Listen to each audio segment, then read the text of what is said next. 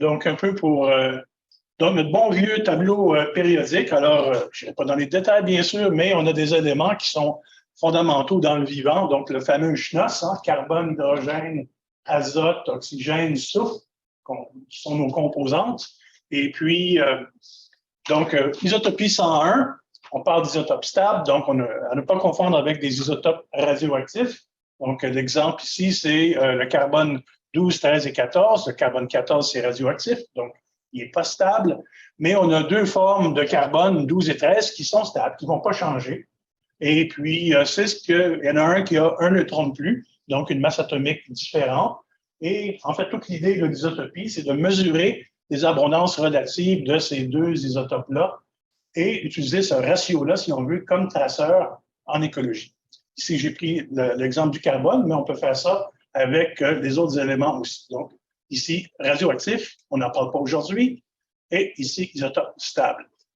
Donc, Brian Fry a écrit un bouquin, peut-être que vous le connaissez, et puis c'est assez amusant comme bouquin. Donc, il y a des petits dessins un peu. Donc, dans votre corps, ici, vous avez pour 11,4 kg de carbone 12, vous avez 137 grammes de carbone 13 dans votre corps, et ainsi de suite. Okay? Donc, on voit les différents éléments, et donc, on se rend compte tout de suite que l'isotope lourd est beaucoup plus rare, hein? 1,5 g pour le deutérium, qui est l'hydrogène avec une masse atomique de 2, comparé à 5 kg d'hydrogène avec une masse atomique de 1, qui est la plus fréquente. Donc, on parle donc de ces éléments-là, CHNOS, qui vont nous intéresser parce qu'ils sont dans le vivant. On les trouve dans les plantes, dans les bactéries, dans les animaux, un peu partout, et dans l'environnement aussi. Et puis donc, on voit que les abondances relatives ici sont très grandes. L'isotope pesant est beaucoup plus rare dans tous les cas. Donc, si on voit ces chiffres-là et puis on exprime l'abondance disons, du carbone, on va avoir 1,00108%. Donc, c'est fatigant à traiter. Et puis donc, par exemple, si j'avais deux feuilles, donc vous voyez les deux ratios ici, donc ça change à la troisième décimale. Donc, pour se comprendre, et ça c'est important pour ceux qui sont moins familiers avec l'isotopie, c'est qu'on va prendre ces chiffres-là et on va simplement les multiplier par 1000, enlever le 1, pour que ça devienne une échelle qui est plus facile à comprendre. Donc, quand on fait ça, voilà la formule. Donc, si je prends, par exemple, un bout de cheveux de Audrey, je pourrais le faire et puis l'analyser au retour à Trois-Rivières. Donc, le ratio de l'abondance, on va dire, du carbone dans ton cheveu, divisé par celui d'un standard international. Donc, c'est tout le temps en relation avec un standard connu. Moins 1 multiplié par 1000, ça va donc nous donner des valeurs qu'on appelle des parties par 1000, des par 1000. Donc, et puis, ça donne des chiffres qui sont comme moins 25, plus 10, au lieu de parler tout le temps de 1,024, et ainsi de suite. Donc, si on fait ça, bien, cette plante hypothétique-là aurait un ratio de moins 23 parties par millier, celle-ci, moins 28.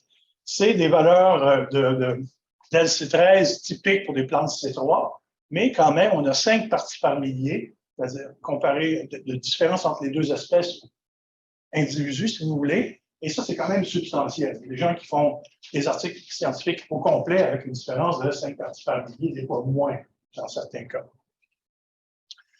Alors, il y a certains principes qui sont importants à comprendre en isotopie. C'est que, en général, dans n'importe quelle réaction, et ça peut être de l'évaporation, par exemple, ou une transformation de substrat en produit, l'isotope léger réagit plus vite que l'isotope lourd à cause de la force des lignes atomiques. Donc, ce qui reste, si la réaction n'est pas complète, devient enrichi en isotope lourd, le produit devient appauvri. Okay? Si je mets un pot d'eau ici, puis je mesure le ratio isotopique, soit de l'oxygène ou de l'hydrogène, puis je le regarde s'évaporer, je vais avoir un enrichissement dans l'eau résiduelle, puis la vapeur va être plus faible comme signal. Okay? Et ça, c'est vraiment un principe fondamental à comprendre dans tout ça. Donc, en anglais, discrimination, en français, facteur de discrimination. Et puis donc, il y a deux thèmes importants à comprendre en isotopie. J'ai pris cet exemple-là d'un papier de Bump qui est intéressant parce que, premièrement, ça parle de loups, d'orignaux et de plantes. Et puis, donc, ce qu'on a ici, c'est le ratio isotopique du CO2 dans l'atmosphère depuis les années 60 sur l'île Royale, je crois. Oui, c'est ça. Ça, c'est dans le Grand Lac supérieur. Et vous voyez qu'il y a une baisse graduelle année après année du signal. Pourquoi il y a ça? Parce qu'en fait, on est en train de mélanger le signal d'origine, qui est à peu près à -7, avec une autre source de carbone. Et cette autre source de carbone-là, c'est quoi d'après vous? Probablement du pétrole qu'on brûle.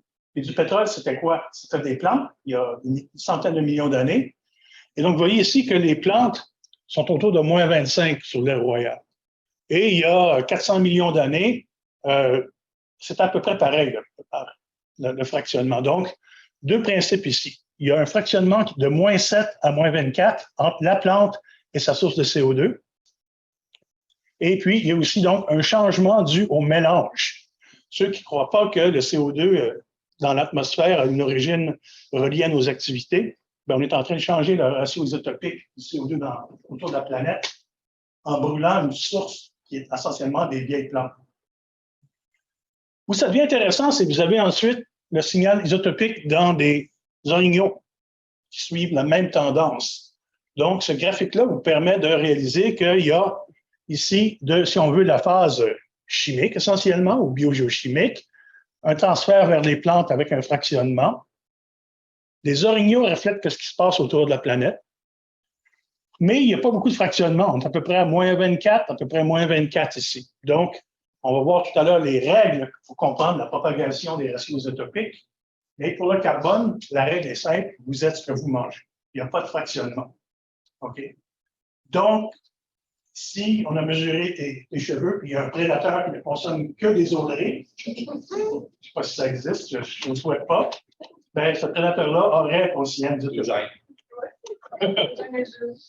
Pardon, le signal, c'est idéal dans les arbres. Oui, ça peut être saisonnier, il peut y avoir différentes choses qui arrivent. Je veux dire, évidence de cycle, peut-être début de la saison, tout ça est relié à la photosynthèse. Donc, tout ce qui influence la physiologie du fractionnement par les plantes, c'est assez complexe. Le message que je veux passer, c'est simplement qu'on voit ce patron-là qui se calque, là, mais oui, votre question était qu'est-ce qui fait ça? En fait, au niveau planétaire, on voit aussi des cycles hiver-été dans le signal, dépendant de quel hémisphère on est. Finalement, les loups en bas suivent aussi, avec des petites différences. Donc, il y a propagation de ce signal-là qui vient d'ici jusque dans les loups, donc qui reflètent. Donc, heureusement, il y a un prédateur d'oreilles qui devrait le contrôler. Okay? Donc, dans ce petit graphique-là, il y a plein de règles importantes en isotopie.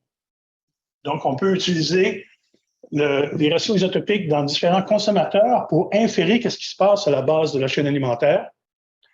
Et puis, on peut aussi examiner le fractionnement entre des plantes et les sources de CO2.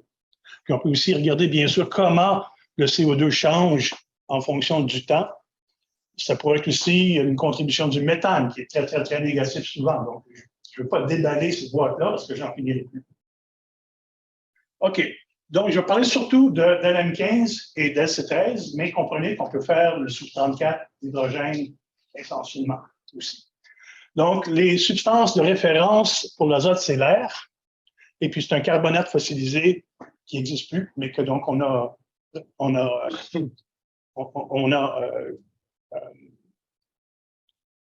utilisé une nouvelle substance qui reflète cette valeur-là du carbonate fossilisé. Les valeurs usuelles en parties par millier, moins 5 à plus 25. Là, je vais descendre la colonne de l'azote. Le fractionnement des plantes, c'est en moyenne 0, mais ça peut varier. Donc, chez les plantes, l'azote, c'est vous êtes ce que vous mangez, mais il y a de la variation. Le fractionnement pour les animaux, il y a un enrichissement d'environ 3,5 parties par millier à chaque niveau trophique, contrairement au carbone. Et ça, j'en parlerai pas beaucoup aujourd'hui, mais j'ai travaillé pas mal là-dessus. Ça nous permet d'estimer la position trophique ou, si vous voulez, la longueur d'une chaîne alimentaire, parce qu'il y a tout le temps le 3,5 qui s'ajoute. Okay? Donc, si vous voulez en parler plus tard, vous êtes les bienvenus. Pour le carbone, les valeurs sont négatives. C'est rien de magique, ça donne que l'échelle donne des valeurs négatives.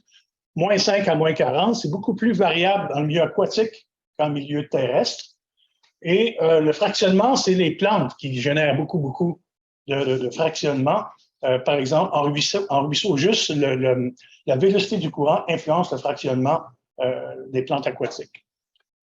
Par contre, une fois qu'on est rendu aux animaux, comme j'ai dit tout à l'heure, on n'a pas de changement du signal isotopique, donc zéro. À la base, qu'est-ce qui fractionne, qui génère des signaux qui vont de la gauche à droite, qui varient dans l'espace, dans le temps?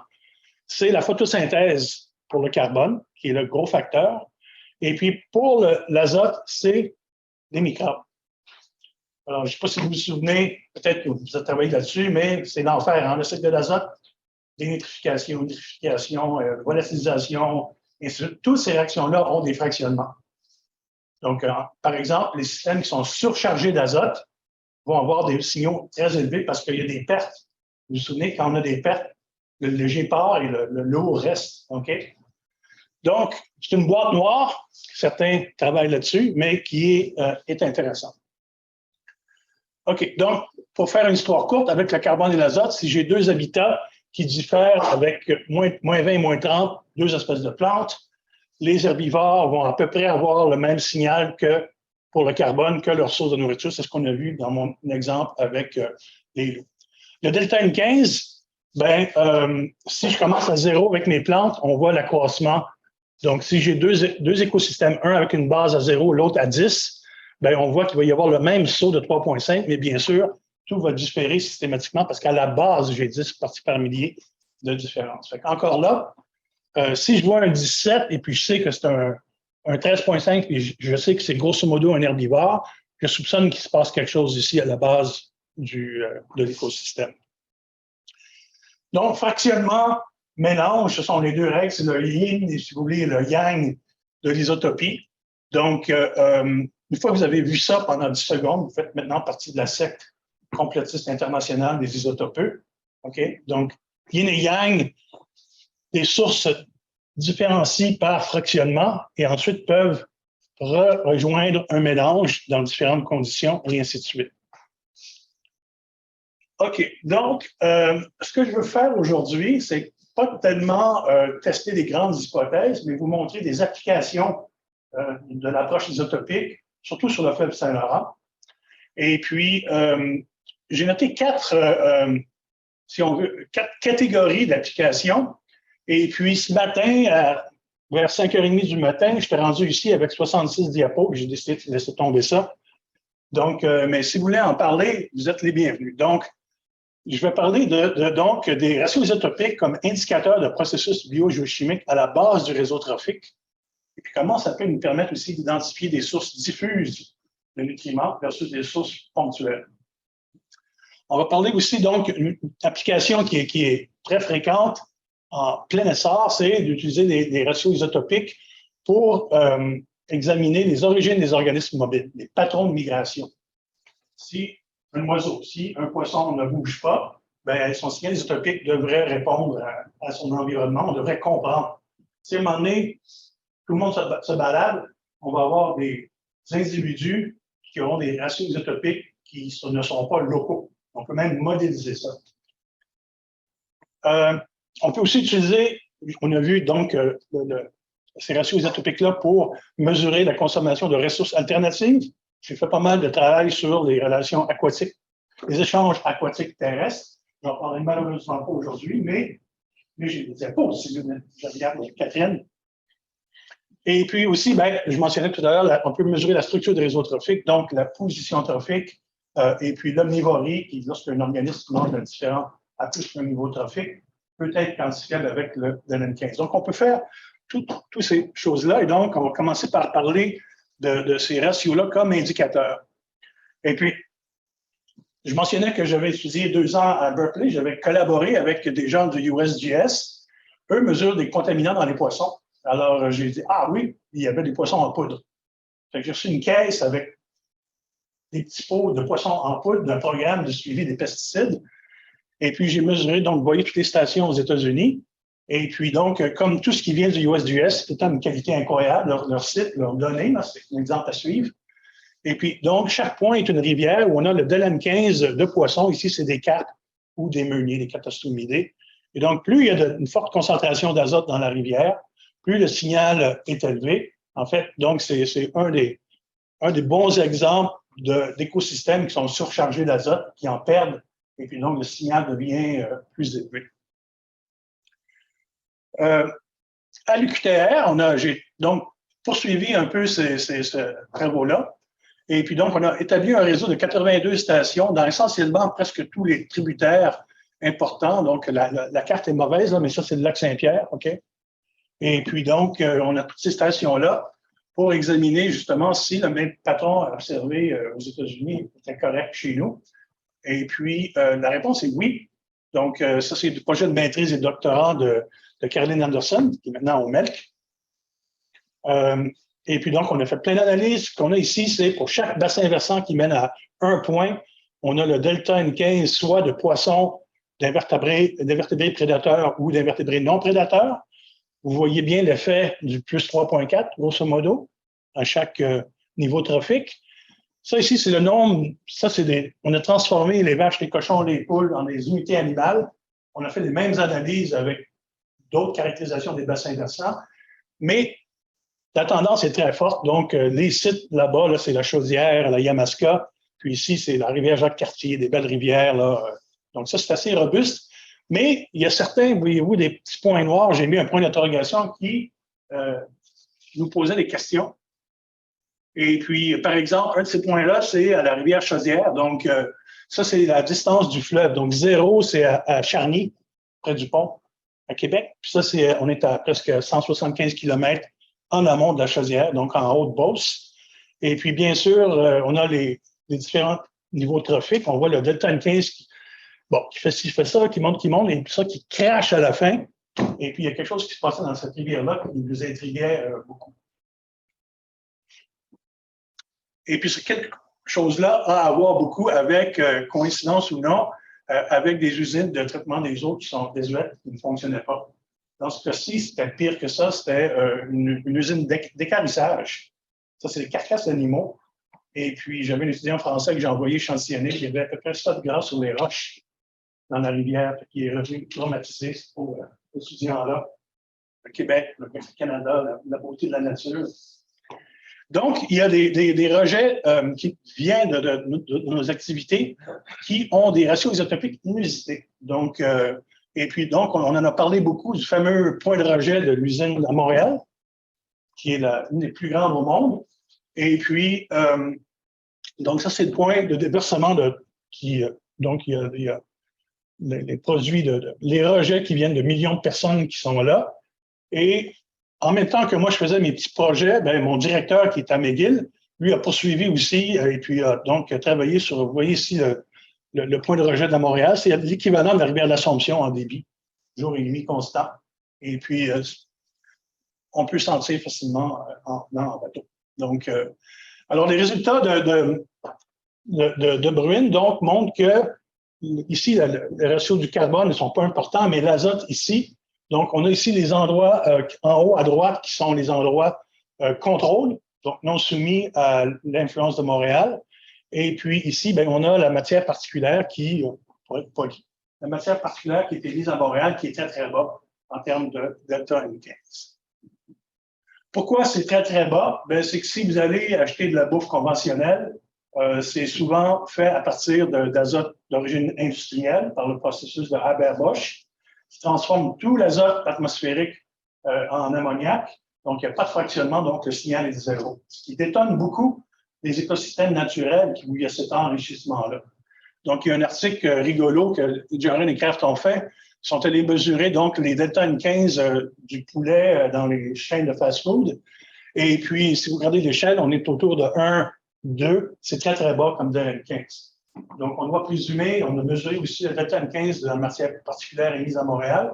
Mais essentiellement, on influence une rivière avec de l'azote qui a été fait de façon industrielle, qui maintenant va être intégré dans le réseau trophique.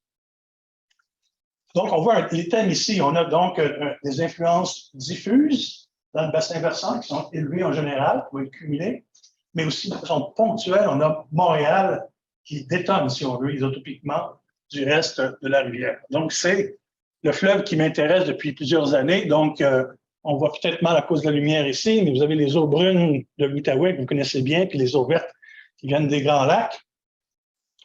Et puis, on travaille donc avec le lampe silice. À la fin, j'ai un beau petit film très court, parce que je me suis acheté un drone. La vie est plus drôle avec un drone. Si vous n'avez pas de drone, vous n'amusez pas, vous n'avez pas de plaisir. Avec un drone, tout est plus drôle.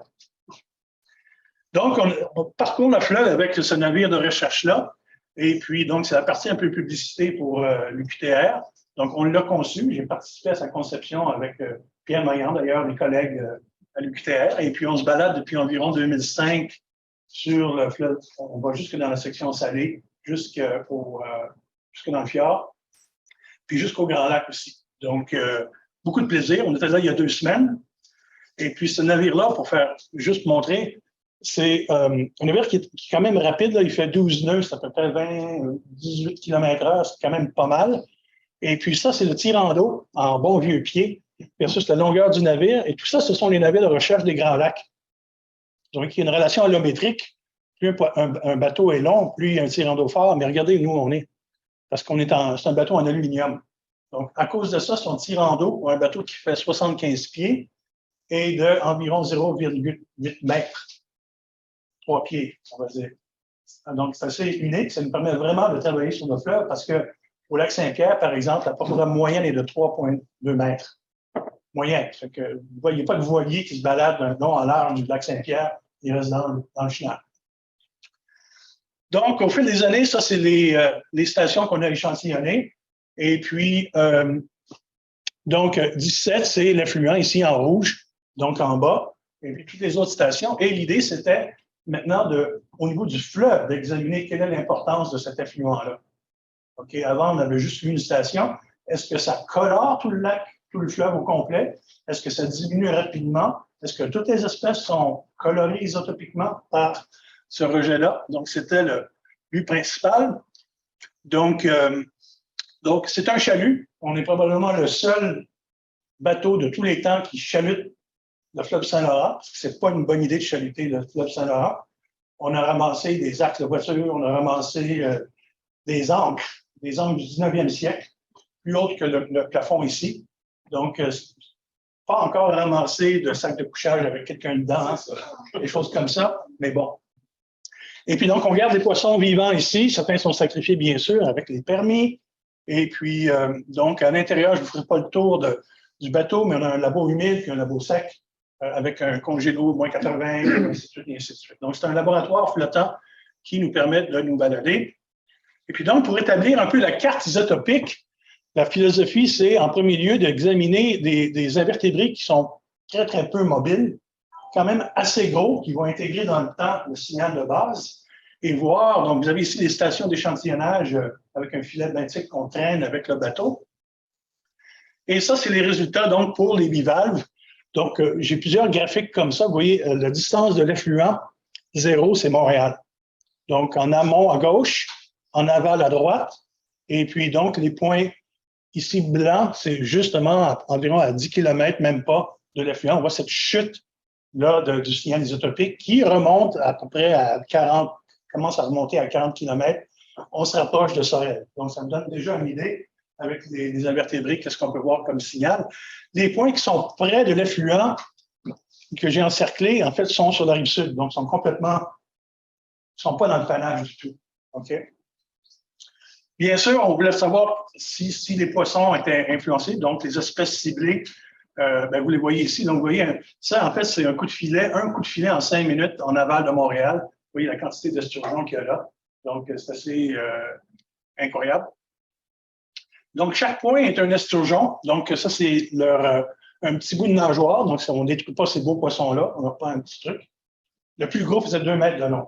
Donc, c'est des beaux poissons. C'est rare qu'on les manipule. Ceux qui travaillent juste dans le petit lac, ils vont avoir rarement des gros esturgeons, mais nous, on en voit beaucoup. Et puis, vous voyez que donc, il y a toute une variabilité incroyable au point du rejet. Il y a des esturgeons, puisque les nageoires, c'est un tissu qui prend du temps à se renouveler. Donc, ça, c'est vraiment les esturgeons qui sont des résidents du point de rejet de Montréal, tandis que probablement ceux qui sont en haut, qui ont un signal qui est plus normal de tout le fleuve, c'est ce que j'appelle des esturgeons touristes. Ils sont peut-être juste venus, puis on les a capturés. Donc, ce point-là ici, notez que ça, c'est dans un coup de filet. On ne s'amuse pas à faire plusieurs coups de filet. Donc, une grande variabilité isotopique de ce poisson-là près de Montréal. Même chose chez le doré. Donc, encore là, chaque point est une station. Puis, il y a ce crash-là très clair du doré. Donc, il y a des gens qui pêchent. Vous pêchez un doré juste là, ben, vous recyclez votre doré, vous recyclez vos amis dans la ville de Montréal. Tout le monde, tout est dans tout le monde est ami. Si on se déplace donc dans la région où il y a le panache, donc la station 17, c'est la station de Montréal à 0, vous voyez qu'il y a dans environ 80 km au lac Saint-Pierre, on est rendu à un signal normal pour le fleuve Saint-Laurent. Donc déjà, c'est quand même une information intéressante sur qu'est-ce qui se passe dans le fleuve. Un autre thème ici qui pourrait intéresser des gens, c'est qu'on peut mesurer les ratios isotopiques dans différents tissus. J'ai mentionné les cheveux de Audrey. Les cheveux, c'est un tissu qui grandit, qu'on peut sectionner. Il y a ton histoire, ce que tu as fait depuis des mois, disons. Par contre, il y a d'autres tissus qui sont en renouvellement, donc le foie, le sang, et ainsi de suite. Donc ici, on a muscle versus sang pour le même spécimen. Le muscle d'un poisson de cette taille-là prend, on va dire, grosso modo, 1 année à se renouveler. Donc, si on fait l'expérience qu'on nourrit les poissons avec une autre sorte de nourriture, ça va prendre 1 année qui converge. Le sang, c'est extrêmement plus rapide, comme d'ailleurs le foie. Ça va être de l'ordre d'1 semaine, 2 semaines, peut-être 3 semaines, dépendant de la taille du poisson. Donc, en examinant différents tissus, on peut avoir des réponses à différentes questions sur l'échelle temporelle de mouvement ou d'influence de source. Ici, donc, les poissons qui sont en bas à droite, en haut à droite, pardon, avec 14-14, le tissu rapide et le tissu lent sont tous les deux à l'équilibre avec la valeur du fleuve. On a capturé ce poisson-là à côté de Montréal, c'est un poisson touriste. À court terme, à long terme, il passe là, on l'a capturé. Par contre, ici, on a des résidents. Les tissus rapides et lents sont tous à l'équilibre avec Montréal. Et puis donc, on a différents tissus qui vont nous indiquer si on a des arrivées récentes ou des choses comme ça. Ça, c'est intéressant parce qu'il y a des applications en écotoxicologie. Parce qu'on peut maintenant quantifier la durée, du moins d'exposition de trophée qu'on s'entend par la nourriture. Et si un poisson se nourrit à Montréal, il est aussi exposé à l'eau de Montréal, ça va de soi. Et puis donc, j'ai collaboré avec différents chercheurs pour travailler là-dessus. Donc, ça, c'est la carte pour vous, lac des Deux-Montagnes, lac Saint-Louis, lac Saint-François, lac Saint-Pierre. Maintenant, si on regarde le carbone, donc je fais mon volet azote, et puis je regarde le ratio isotopique dans les différents endroits du fleuve. OK, donc au lac Saint-Louis, vous voyez toutes les espèces de poissons ici. Désolé pour l'anglais. Mais essentiellement, il y a relativement peu de variance, peut-être ici avec la barbue de rivière. Dans le lac Saint-Louis, c'est une masse d'eau qui vient surtout des Grands Lacs, sauf à Saint-Anne-de-Bellevue. Il y a un petit peu d'eau brune qui passe en dessous du pont, là, pour ceux qui sont allés à Mac déjà. Montréal à Sorel, c'est là où le fleuve est comme un tuyau quasiment. Donc, on est entre Montréal et Sorel, c'est de là à là, OK? Donc, c'est intéressant de noter qu'il y a encore moins de variabilité pour le carbone. Donc, il semblerait que tous les poissons, ultimement, mangent une chose qui a un signal qui serait de l'ordre de moins 20, on va dire. Quand on arrive au lac Saint-Pierre, là, ça explose, OK? Et puis, c'est clair que la section tuyau est très différente de la section lac Saint-Pierre. Alors, qu'est-ce qui se passe? On trouve des poissons qui sont jusqu'à moins 35 dans certains cas, puis d'autres cas jusqu'à moins 15. Donc, il y a une complexité dans cette section-là de la rivière qui est vraiment intéressante. Et ça correspond bien sûr à une section du fleuve où il y a une plaine d'inondation vraiment importante. C'est une des plus grandes plaines d'inondation au Québec, sinon en Amérique du Nord, d'une grande rivière. Et ça, on a simplement calculé la distance qui est en forêt ou en terre humide plutôt, pour le lac Saint-François. Après ça, le corridor ici entre Montréal et Sorel, vous voyez, il n'y a presque rien. Puis quand on arrive au lac Saint-Pierre, qu'on soit sur la rive nord ou la rive sud, bien, il y a des forêts inondées, des rivières argentées qui sont toutes beautés, qu'on peut voir. Donc, la plaine d'inondation, c'est vraiment une caractéristique importante et puis ça a des conséquences sur l'isotopie qui vont révéler sa contribution à la productivité du fleuve Saint-Laurent. Donc, lorsqu'il y a des inondations, et ça varie beaucoup d'une année à l'autre, mais une bonne année, le lac va grandir d'environ 33 35 comparé à sa surface, et ça peut durer des semaines, des fois même un peu plus qu'un mois. Si vous vous souvenez, 2017, 2019, on en a eu des bonnes. Les seules personnes qui étaient contentes, c'est les gens qui travaillaient sur la pleine inondation à l'UQTR. Je pense que tout le reste du Québec pleurait. Nous, on trouvait ça trippant parce qu'on pouvait vraiment voir ce qui se passait.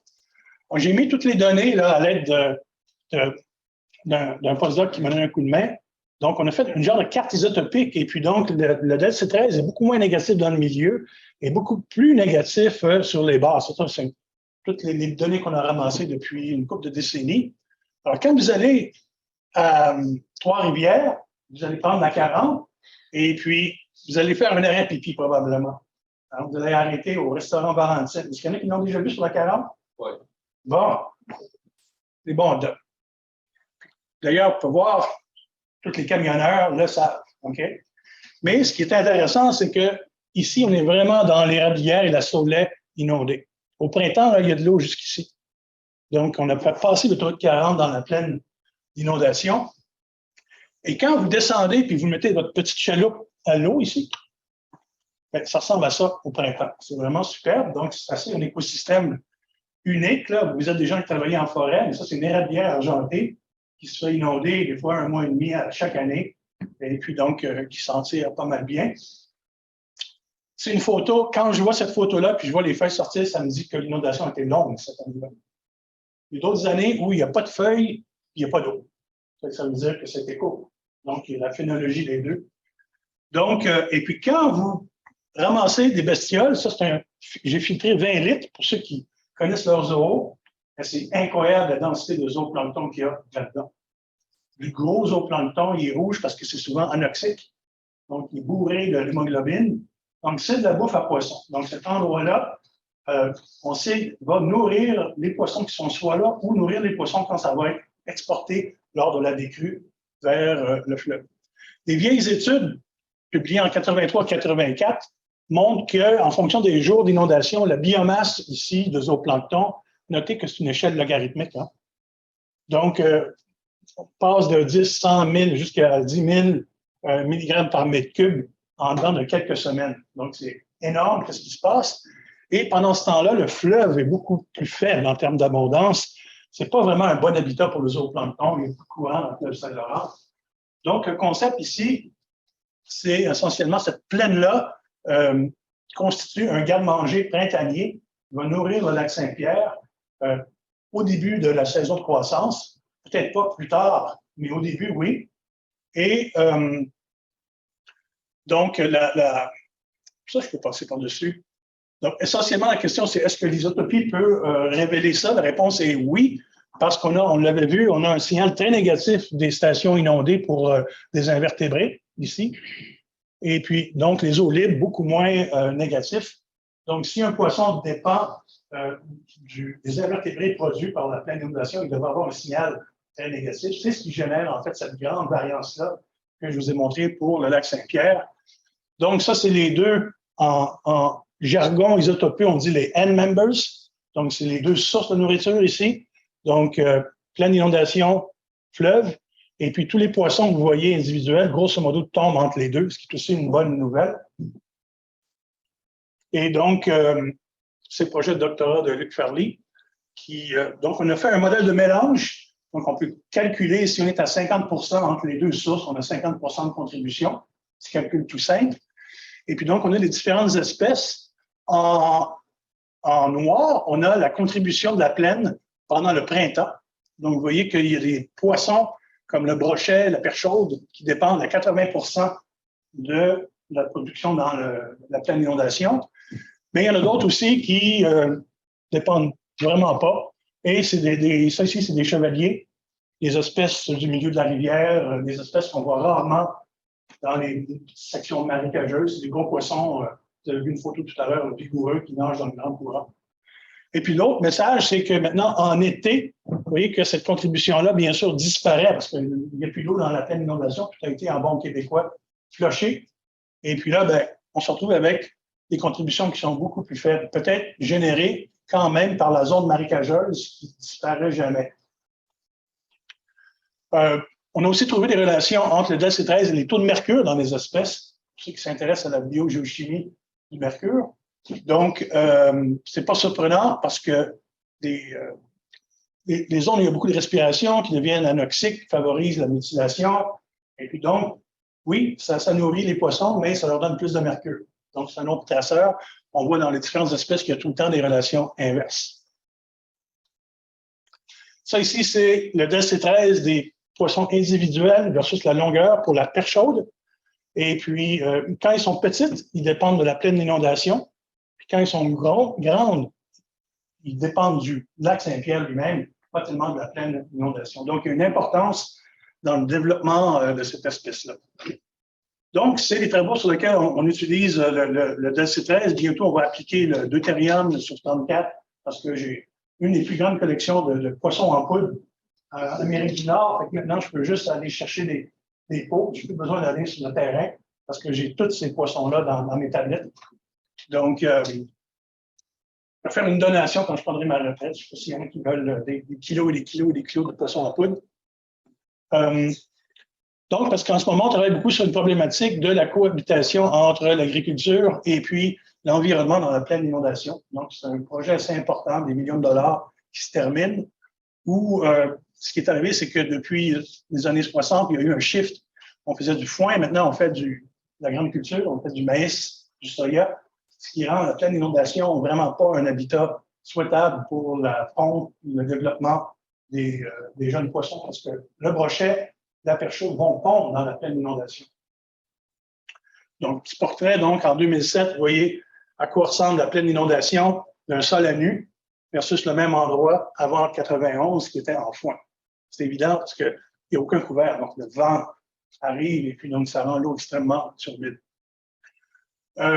Donc, le lac Saint-Pierre est unique à ce niveau-là. Le DELC13 nous a permis de révéler son rôle trophique.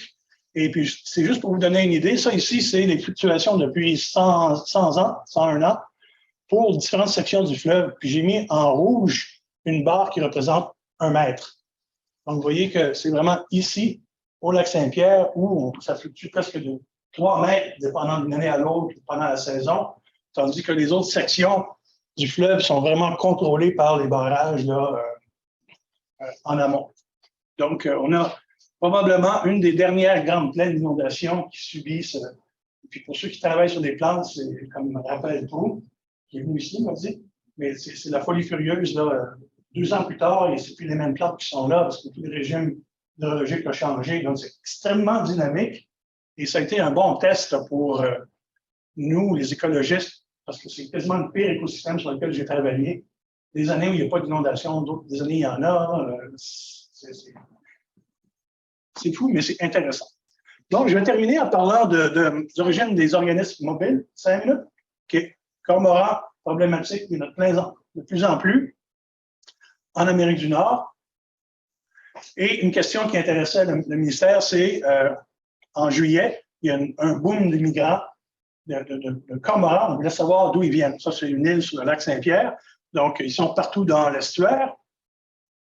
Et on a échantillonné donc des jeunes et puis des adultes un peu partout. Donc, c'est le ministère qui a abattu ces oiseaux-là. Et avec la plume, la primaire P10, les sous-adultes, les adolescents qui sont extrêmement nombreux, gardent cette plume-là jusque pendant plusieurs années. Donc, c'est une tache d'où ils sont nés. Alors, on a analysé ces plumes-là et donc j'ai les différences. Donc, ça, c'est des oiseaux qui n'ont jamais volé. C'est des juvéniles au nid. Et j'ai le DELN15, DELC13 de différentes populations. Et vous voyez que les sites marins chevauchent beaucoup le lac Saint-Pierre. Donc, il y a une morale ici, parce que pour des raisons biogéochimiques, le fleuve ressemble à l'eau salée pour le DELN15 et le DELC13. Donc, ça ne marche pas comme histoire. Donc, la morale, c'est des autopsables, ça marche si vous avez des différences entre les êtres. Si vous n'avez pas, qu'est-ce que vous faites? Bien, vous allez chercher un autre élément, le soufre 34. Il y a tout le temps d'autres éléments. Donc, le soufre 34, c'est connu, est grandement enrichi en milieu marin. Et puis, on voit donc qu'il y a une séparation. C'est beau quand on n'a presque pas besoin de faire de statistiques. Donc, les oiseaux qui sont d'origine marine, on voit les juvéniles marins qui ont le S34 grandement enrichi par rapport aux ceux qui viennent d'eau douce. Et ça, c'est les sous-adultes en bas. Vous voyez qu'on a refait l'analyse récemment avec une autre campagne d'échantillonnage. Il y en a à peu près la moitié qui viennent de l'eau salée, qui viennent bouffer les poissons du lac Saint-Pierre pendant des semaines au mois d'août. Sujet délicat, qu'est-ce qu'on fait? C'est pas de ça que je veux parler, je vais juste vous illustrer. Donc, je ne parlerai pas de ça. Donc, heureusement que je n'ai pas continué ce matin. Je remercie comme d'habitude tout le monde. Et puis, j'aimerais vous montrer une petite vidéo si c'est possible. Je ne sais pas si on va réussir. Peut-être que je vais arrêter le partage. Et puis,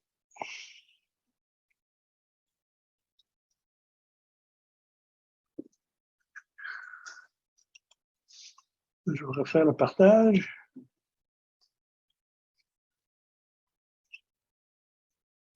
Mais je vous disais, la vie est plus belle. Allez, allez.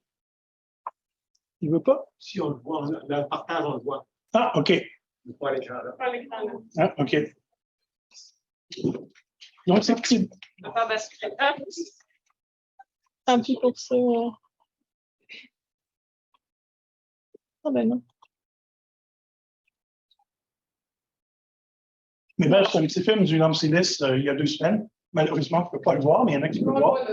Et puis donc, qui illustre un peu, là, donc, on avait une belle journée. On a échantillonné pendant 2 jours différents sites, incluant Montréal. Donc, si jamais vous allez à Trois-Rivières, l'été, il est tout le temps à la marina, donc vous pouvez m'appeler, puis organiser une petite visite. Donc, oui, nous, c'est drôle, parce qu'on chalute, hein. Vous avez vu la quantité. Des fois, il y a des gens qui passent, puis on arrive avec le bateau, puis on remplit la poche. C'est pas sûr qu'ils nous aiment, mais bon. Donc, ben, merci.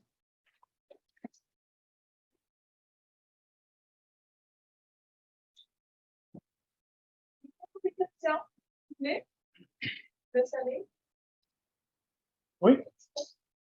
Je sais que pour les arbres, on utilise les isotopes pour voir ceux qui sont stressés, entre autres avec la sécheresse. Oui. Justement, c'est l'azote qui est utilisé pour rassurer. Est-ce qu'il y a des indicateurs de stress isotopiques chez les animaux? Bonne question. Il y a des gens qui ont spéculé que lorsqu'un animal creve de faim, il se consomme lui-même. Donc, le facteur de fractionnement devrait être plus élevé parce qu'il se met à utiliser des acides aminés, des protéines, il va y avoir du fractionnement. Mais là, on est rendu probablement. Donc, c'est ce qui a été suggéré. Par contre, vous avez raison que chez les plantes, il y a non seulement l'azote, mais aussi le deutérium, l'oxygène 18, qui nous permettent de faire des bons budgets évaporatifs des plantes. Mais comme tel, non, je ne pense pas qu'il y a un ratio isotopique là. Mais il y a plein de trucs. Maintenant, les gens commencent à mesurer le calcium, le ratio isotopique du calcium. Il y a plein d'éléments. Juste, ce qui est intéressant, c'est que dans toutes ces choses-là, on peut les utiliser comme ça, comme indice, mais message peut-être aux étudiants, ça vaut la peine de faire ses devoirs et de lire un peu sur la biogéochimie, la physique en arrière de ça. Ça permet d'apprécier plus qu'est-ce qu'on mesure plutôt que de le traiter comme un indicateur, point à la ligne. Donc, ça se peut qu'il y ait des ratios isotopiques, d'autres éléments qui reflèteraient un stress physiologique, mais pas ma connaissance chez les animaux. Vous avez très peu parlé des analyses en tant que telles. C'est quoi comment on fait ça? C'est quoi la préparation des. Bon, vous avez parlé de votre poudre de poisson, là. Mais à part ça, c'est quoi la séquence ou la lourdeur peut-être de ce type d'analyse? Ben, ça prend un spectromètre de masse, mais ça, il y a d'autres. Tous les labos ont des instruments sophistiqués. Mais le principe, essentiellement, c'est qu'on veut pulvériser l'échantillon de façon à en faire une poudre homogène, qu'on va ensuite instantanément soumettre à 1400 degrés avec une petite shot d'oxygène. Ça va donc complètement volatiliser, atomiser, si vous voulez, l'échantillon. Et puis, ben, après ça, l'hélium et le gaz qui fait balader tout ça. Donc, on ionise ces petites molécules-là qui viennent chargées, qui vont ensuite être accélérées dans un aimant en forme de L. Et puis, bien sûr, les atomes vont être déviés, dépendant de leur masse, un peu différemment. Celle qui a un carbone 13, un carbone 12. Puis, en bout de ligne, ben, il y a des petits récepteurs qu'on appelle des couples de Faraday qui compte le nombre de. Qui transforme ce signal-là en ratio des abondances isotopes. Donc, il faut que la poudre doit être homogène. Si vous prenez une bébête, vous prenez un bout d'aile versus des pattes, il va y avoir des différences dans les tissus. Donc, mais à part de ça, il n'y a pas de problème. On analyse pour moins de 1 mg sec. Ce qui fait qu'on peut vraiment, puis beaucoup moins pour d'autres éléments comme le deutérium. Des fois, il faut faire la part de la chose. On peut mesurer des très petits échantillons, mais là, tout d'un coup, on arrive avec une précision analytique qui est très grande, mais la biologique reste là. Donc, tu sais, si tu as mis 2 bébites ensemble, tu n'auras pas le même résultat que si tu as fait une coccinelle puis une autre coccinelle séparée. Donc, grosso modo, c'est ça. C'est assez. Les préparations sont relativement simples. La petite poudre, on la met dans un petit cubicule d'étain qui va accélérer justement la volatilisation de l'échantillon. Voilà. Le coût, disons, je veux faire de telles analyses, ça revient combien à peu près? Juste pour vous, là? un prix d'avis. C'est ça. On fait carbone et azote ensemble, un après l'autre. Donc, ça passe dans un GC, ça sépare les deux molécules. Oui. Et puis, c'est de l'ordre de. Nous, à l'interne, c'est à peu près juste 8 $, mais on charge quelque chose comme 14-15 $ à l'externe. Vous pouvez aller voir sur les sites web, là, il y a quand même un certain nombre de labos canadiens qui font ça. Là. On a peut-être. Il y a le Géotop qui en fait beaucoup, il y a Laval qui en a aussi, il y a nous. Hein? Ottawa. Oui, je l'ai mentionné à Ottawa. Mais tu sais, il n'y en a pas beaucoup, là, mais il y en a. Donc c'est assez. C'est moins cher que bien d'autres analyses qui peuvent devenir compliquées, délicates. On peut donc se permettre d'avoir des tailles d'échantillonnage qui sont assez forts pour voir des tendances. Moi, c'est la variabilité. Comme le dernier exemple, en tout cas, il y avait 2 populations distinctes, c'était assez illégal. Mais dans la réalité, en tout cas, ce que moi je lis souvent, ça ressemble plus à un gros nuage de points où tout se chevauche, puis détecter les signaux, c'est pas nécessairement si facile que ça. L'effort d'échantillonnage pour être capable d'aller chercher ces signaux-là, est-ce qu'il est énorme? Est-ce qu'il faut aller échantillonner 350 poissons pour être capable de bien capter ce qui se passe dans cette population-là? Je l'ai mentionné, un des problèmes, c'est qu'on travaille avec l'abondance naturelle. On est à la merci du grand livre de la nature.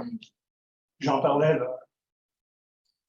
Donc, si on se lance dans un projet, on a une hypothèse, et puis ça vaut la peine d'aller faire des mesures préliminaires pour voir s'il y a des séparations des sources avant d'investir des milliers de dollars pour dire, ah oui, regarde, on a fait un nuage et un autre par-dessus. Donc, et c'est là aussi que c'est important de lire un peu sur les facteurs qui influencent le fractionnement. Par exemple, le décétase dans un lac qui est stratifié avec souvent va être très négatif dans les organismes qui sont dans l'hypolignon, dans le fond du lac, contrairement aux organismes qui sont dans l'éplignon. Et si vous travaillez avec un lac comme le lac Saint-Pierre, si on enlève la pleine inondation, ça serait très homogène, comme le tronçon Montréal, c'est brassé, il n'y a pas de séparation physique. Donc, moi, je suis linologiste, donc si je veux bâtir une histoire de littoral pélagique, pélagique, ben, je vais choisir des lacs qui déjà devraient avoir un genre de morphométrie qui vont générer ce genre de séparation. Et donc, c'est pas de la triche, mais il faut faire ses devoirs. Il faut faire ses devoirs un petit peu. Sans ça, c'est pas une panacée à appliquer à l'aveugle partout.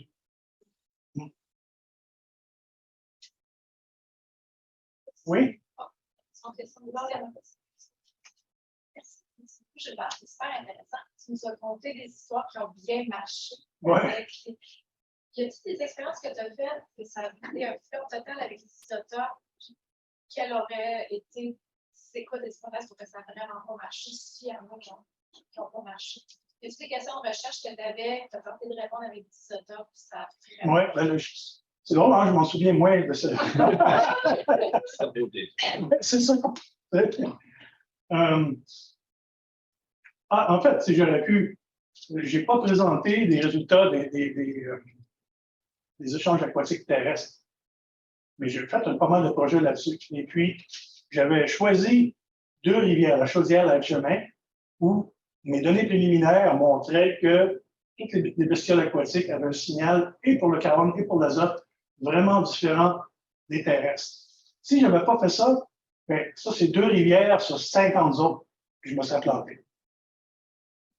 D'ailleurs, on m'a critiqué, oui, mais là, tu choisis des rivières où ça marche. J'ai dit, oui, mais la séparation isotopique marche, ça ne veut pas dire que les oiseaux vont manger de l'aquatique ou non, c'est une autre question. Mais il reste que, tu sais, puis j'aurais pu maintenant décider pourquoi je suis allé à la Chaudière, on l'a vu, c'est une rivière qui est agricole, qui a un DEL-15 élevé. Et en plus, le DEL-C13, pour des raisons, là, elle passe sur des sédiments carbonatés qui changent un peu la chimie du carbone, qui fait que c'est moins négatif que le terrestre. Mais ça, j'aurais pu voyamment me tromper. Je peux te prédire ce que j'ai pas encore les résultats, que je pense que je vais me planter. Parce que là, je suis comme en fin de carrière, fait que j'ai des hypothèses de plus en plus farfelues. Il faut que ça arrête à un moment donné. Mais là, je m'intéresse au fractionnement des plantes qui poussent en dessous des lignes à haute tension. Il y en a des grosses, des lignes à haute tension, tu sais, quand ça fait zzz, puis le poil Fait que là, j'ai échantillonné des plantes directement en dessous. Le raisonnement étant qu'il y a des ions dans toute la séquence photosynthétique et ça devrait changer le fractionnement. Je ne pense pas que ça va marcher, mais si ça marche, ça va être drôle. Comme ça, ben, je suis correct. J'annonce que ça ne marchera pas. Les attentes sont validées. Je vais le faire baisser, mais tout le monde est témoin. Là, si vous voyez ça dans Nature, ben, ou un autre journal. Autre question? Est-ce qu'il y en a qui ont travaillé avec des ratios isotopiques dans leur projet ici? OK. Ça, c'est tous des étudiants avec qui on va jaser tantôt cet après-midi. OK. Peut-être qu'ils gardent leurs questions dans leur poche. Ah, OK.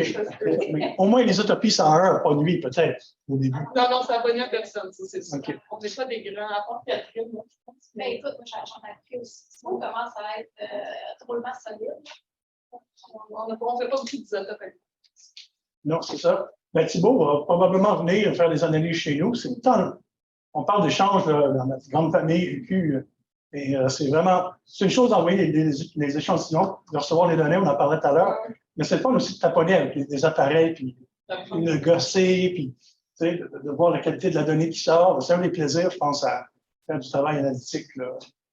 On dirait que ça force plus à comprendre comment l'instrument fonctionne quand on l'a. Quand il est là, comme je disais tout à l'heure, on n'engueule jamais un appareil qui coûte ça 300 000 $. Oui.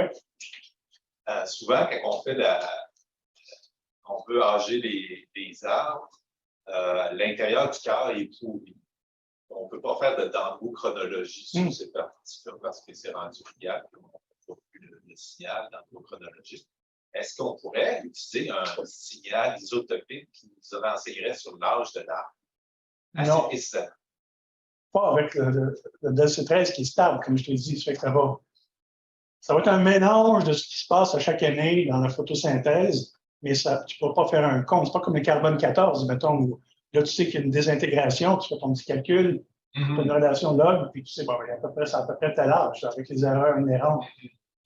Pas avec les ratios stables, à ma connaissance. À moins qu'il y ait eu un événement, une éruption mécanique, par exemple, qui ait changé à tel âge la composition d'air, puis qu'on puisse s'en servir. Le CO2, on voit le CO2 qui varie, il faudrait que ça soit très vieux. Oui, c'est ça. Disons que c'est une façon assez compliquée, je veux dire, essayer de trouver l'âge d'un. Là, tu parles d'arbres qui sont très vieux, hein, c'est ça? Bien, je pensais qu'il y a une grosse problématique. Il y a une polémique. Les Chiliens disent qu'ils ont l'arbre le plus vieux au monde. OK. Mais à l'intérieur, il est pourri. L'arbre a au-dessus de 4000 ans, juste pour vous montrer ça. Donc, ils ont fait des modèles dendrométriques pour estimer quel était l'âge à partir justement des patrons de cernes qui est encore visible.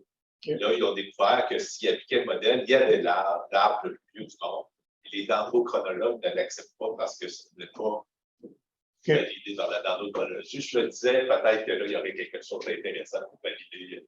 Non, c'est ça. Ils ont utilisé le carbone 14, eux? Ben, 4000 ans? Plus de 4000 ans. Comme la limite, je pense, pour le carbone 14. Okay. Il ne reste plus bien. C'est ça. OK, ben merci beaucoup, Gilbert. Donc, pour les étudiants, on se retrouve à 2h.